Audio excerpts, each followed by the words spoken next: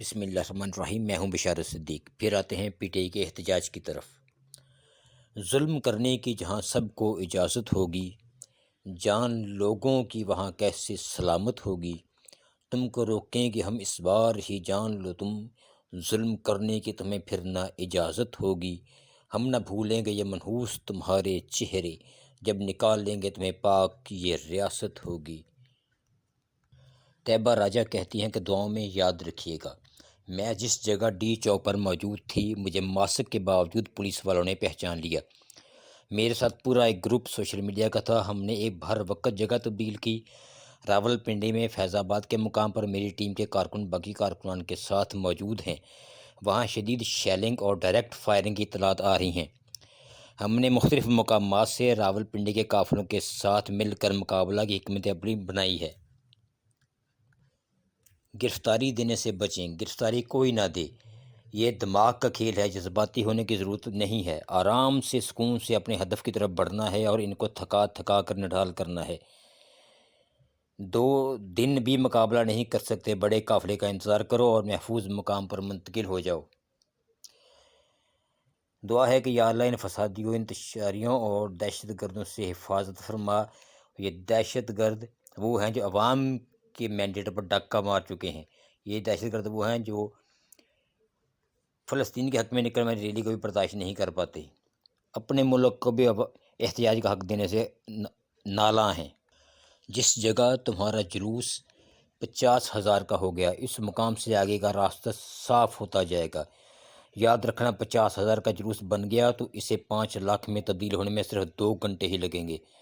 اسلام آباد میں پہنچو گے تو راستے خود بخود کھلتے جائیں گے، کیونکہ تم عوام ہو، تم ہی اصل طاقت ہو۔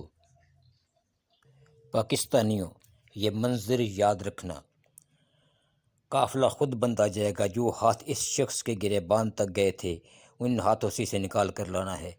بہت قربانیاں دی ہیں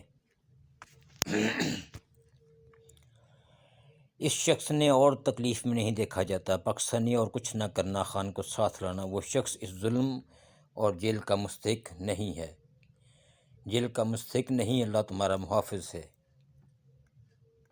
پاکستان تیز رفتار ترقی کرنے والا دنیا کا پہلا ملک بن گیا۔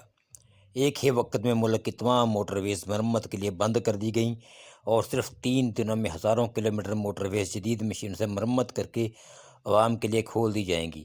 چائنا، امریکہ، جاپان، جنوبی کوریا اور دیگر ممالک کے وفود جدید مشینیں دیکھنے اس ہفتے پاکستان آ رہے ہیں۔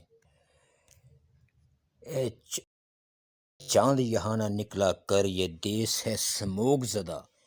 یہاں محکوموں کے دھم گھٹتے ہیں، یہاں وی پی این غیر شرعی ہوتے ہیں، انٹرنیٹ بند ہوتا ہے، کاروبار ٹھپ ہوتے ہیں۔ اے چاند یہاں نہ نکلا کر۔ انٹرنیٹ پر نظر رکھنے والے ادارے نیٹ بلاکس کے مطابق پاکستان میں واٹس ایپ پر قدغن لگائی گئی ہے۔ اٹک اور راول پنڈی میں پولیس کے ساتھ رینجرز بھی تعینات کر دی گئی ہے۔ اس احتجاج کے پیش نظر موبائل سروسز بھی معطل کی گئی ہیں۔ پی ڈبلیو ڈی سے 0 پوائنٹ تک ایکسپریس ہائی وے کو بند کر رکھا ہے۔ وہیں اسلام آباد داخل ہونے والے رستوں پر بھی بھاری کنٹینرز لگا کر ٹریفک کے لیے بند کر دیا گیا ہے۔ اس بار کنٹینرز کے علاوہ انتظامیہ نے بجری سے بھرے کنٹینرز بھی رستوں میں لگا رکھے ہیں۔ عوام ایوانوں میں بیٹھے پاکستان مسلم لیگ نون کے ہلکے حکمرانوں کی سوچ کا اندازہ لگائیں۔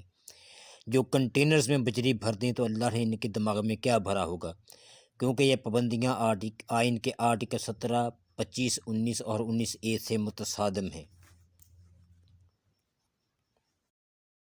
پیارے پاکستانیوں، اس ویڈیو کو کبھی بھی مت بھولیے گا، اسے اپنے ذہن میں تازہ رکھیے گا۔